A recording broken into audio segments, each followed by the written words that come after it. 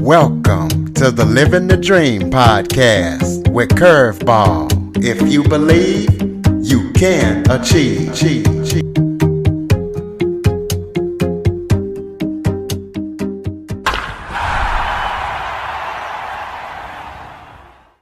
Welcome to the Living the Dream with Curveball podcast, a show where I interview guests that teach, motivate, and inspire. Today, I am joined by true crime Texas author Pepperanne. Pepperanne wrote the book, The Notorious Texas Swindler, The Life and Times of Bob Leach, which is a follow-up to a story that made national news.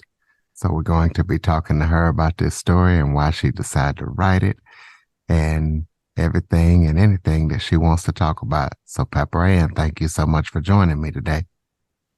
Thank you, and thank you for having me. Well, why don't you start off by telling everybody a little bit about yourself?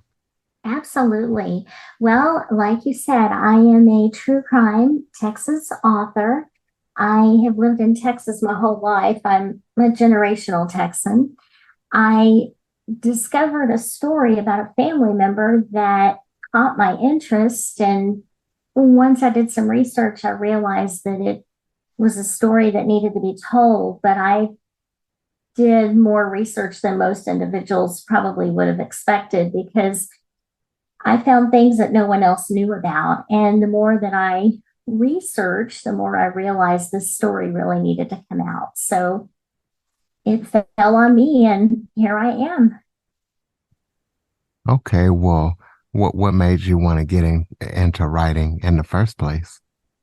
Well, I'd always had an interest in writing, and I think as a child, I did writing. I always loved English and reading, and so when I learned about this family member, and I realized that this was a story for me to write, it's really what triggered me. It's really what triggered my interest even more to want to write.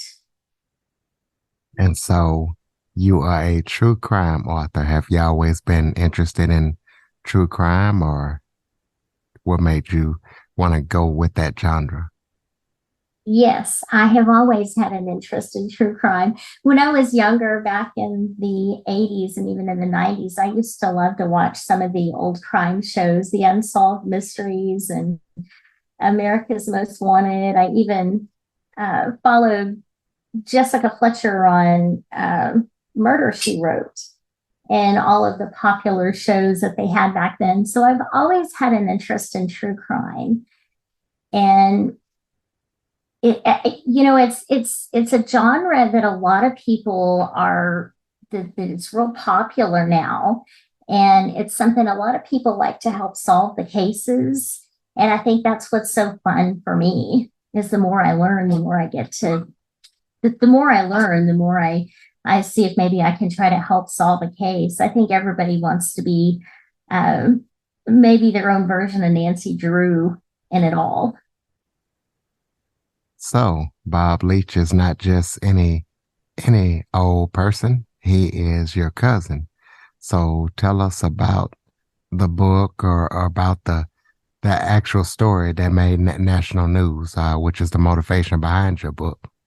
Absolutely. Yeah. So he and I are related. We're cousins. Our grandfathers were brothers. And the interesting part about that is that Bob or I, either one, knew about the other. He did not know about this side of the family, and I didn't really know much about his. So once I heard the story about him, I reached out. I wrote him a letter. He was incarcerated at the time, and he still is. And I introduced myself to him. I told him who I was and that I wanted to write the story about him. What I had learned about him was that he was a well-known cattle rustler, but he was also the mastermind behind the Grayson County Five in Sherman, Texas. And what that is the story made national news because there were 5 inmates, and he was the ringleader of it all. They escaped the jail in the middle of the night. They dug their way through a tunnel in the underground air duct system of the jail. And the authorities were on the search for them. And it was 4 days. They were out for 4 days and they were finally captured. And what interested me in the story was that the more I noticed about the cattle rustling and everything and all the other people that were involved, the more I realized the other individuals didn't get into trouble for the crimes that they committed. And that's what kept me hanging into writing the story and finding out more about it. Well, what are some of the obstacles that you had to go through while you were trying to get the book written? Well, I've had individuals who had hacked into my computer and they deleted my work. I had to rewrite my book 3 different times. The individuals that I had exposed had also loosened the lug nuts on mine and my family members' vehicles and putting our lives in danger. We'd also received verbal threats. I was told multiple times to quit writing the story, but I just refused to. And what kept me going during those obstacles were, God put people in my life, and He does that. It was anyone from a random stranger to a friend or a family member, and they would say the right words at the right time. They would tell me, "You have to keep going. You have to keep going. Everything you've uncovered, you have to share the story with others." So the obstacles that I had to overcome, they were big, but I wouldn't let them stop me. I just couldn't. I had to keep going with it. So how did it feel when you realized that you were going to be the one that is actually going to be telling this story? I think I was in disbelief. I had shared this story with some friends of mine and they couldn't believe it, but I didn't really realize that this was my story until I was working part-time in a hospital gift shop. And I had to go into work. My book had been deleted for the last and final time. And I closed my laptop and I said, "Okay, I'm not doing this anymore." I said, I spoke out loudly to God. I said, "I'm not going to do this. I can't do it. I won't go through it." So I closed my laptop and I went to work. When I got in there, there were 3 individuals at 3 different times who came into the hospital gift shop. And they told me that they were there for a reason, but they didn't know why. They each had a craving for a soda. And I don't know, it was funny how it all played out. But each one of them prayed for me while they were in the gift shop. And they said, you're supposed to continue with this story." And it wasn't until the final time that I had to write that story, the third time that I had to write the book, that I realized this is mine and I'm going to stop shoving it away. And I felt honored. I felt privileged. I opened my eyes, I stood back, and I realized all this stuff was being given to me. And I needed to accept it. It was a gift. And I've worked really hard on telling the story. I've done a great job. My index is 23 pages long. My family says, I tell everyone that's my favorite part of the book because it has all the proof. And they tell me, "I can't believe that's your favorite part. Your writing is amazing." But I love what I've uncovered and I put it in the back. And I think seeing my book published and out there, where people can buy it, that was an amazing feeling. It still is. So what do you want to tell the people, maybe even the listeners who have never read your book before? Well, I want to tell them to read the book with an open mind.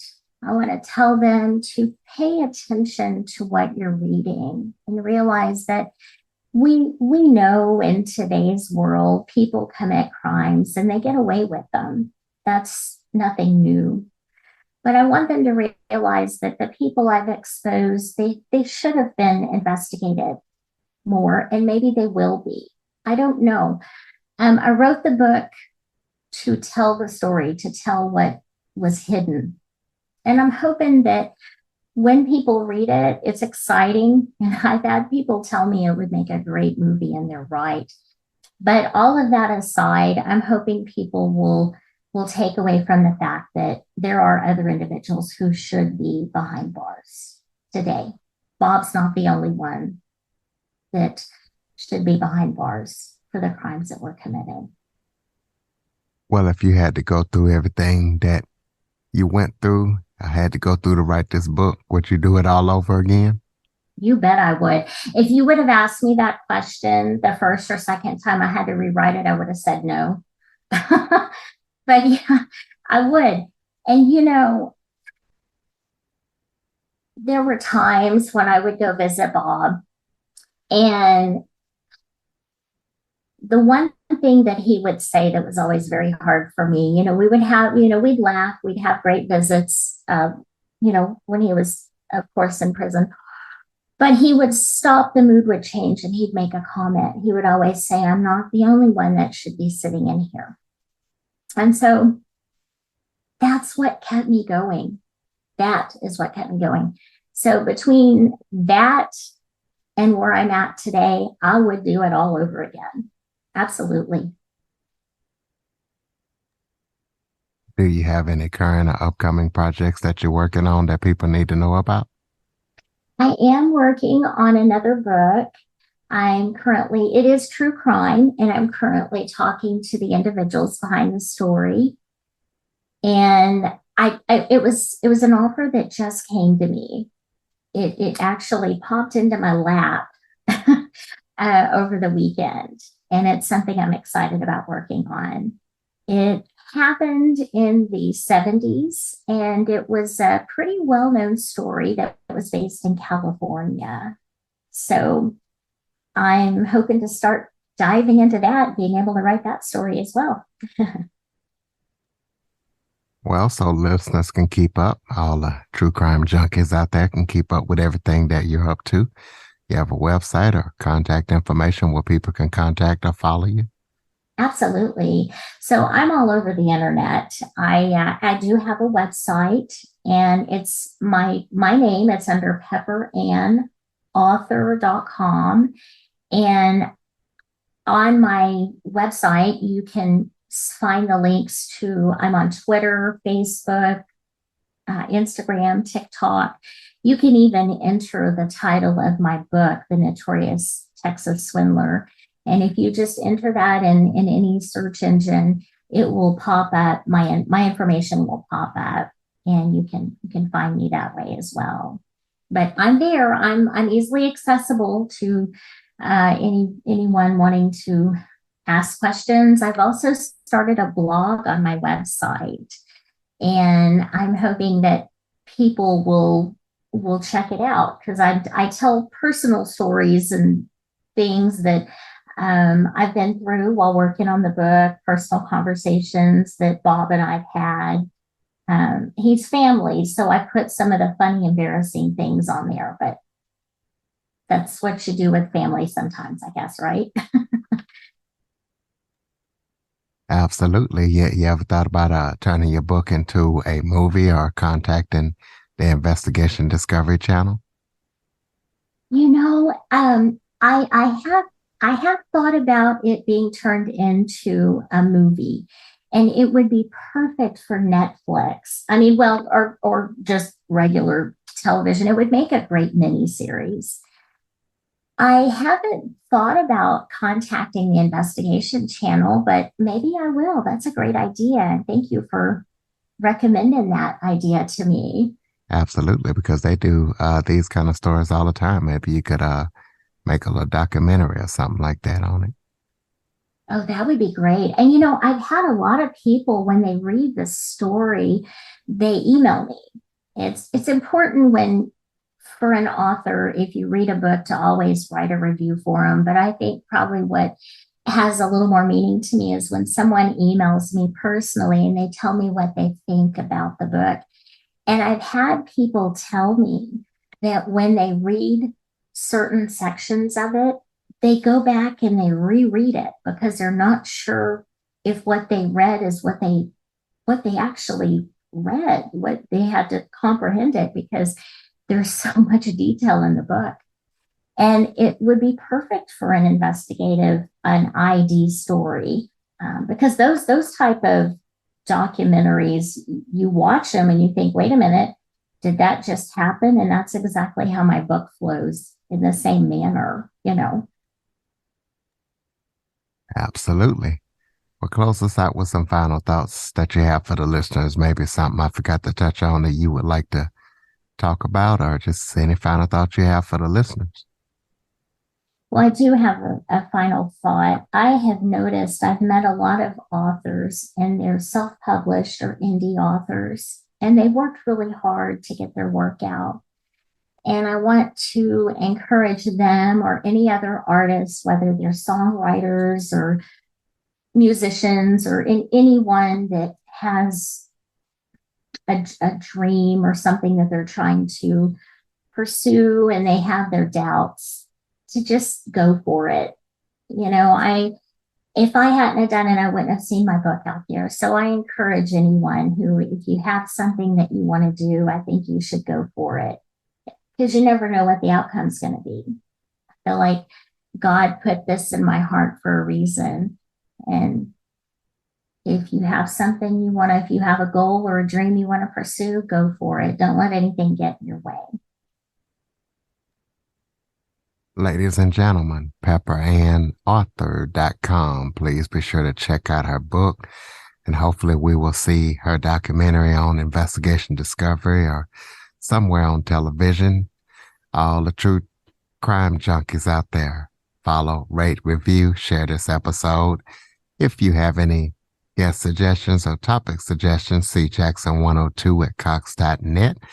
And as always, thank you for listening to the show, and please tell a friend. Pepper Ann, thank you so much for joining me today. Thank you.